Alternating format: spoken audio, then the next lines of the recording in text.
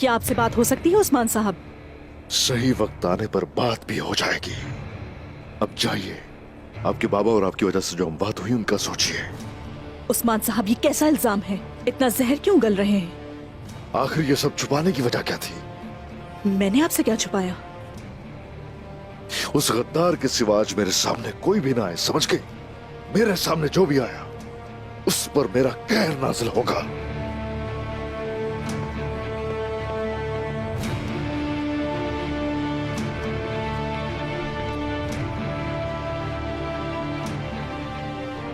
दुमदार चचा को मेरे पास लाओ, जरूरत पड़े तो घसीट के लाओ।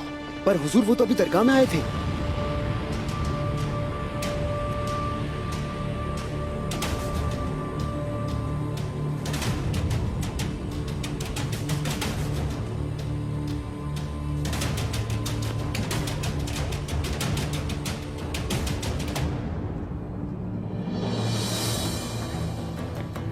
घेर लो हर तरफ से, ढूंढो उन्हें। चलो जल्दी, चलो सिपाहियों।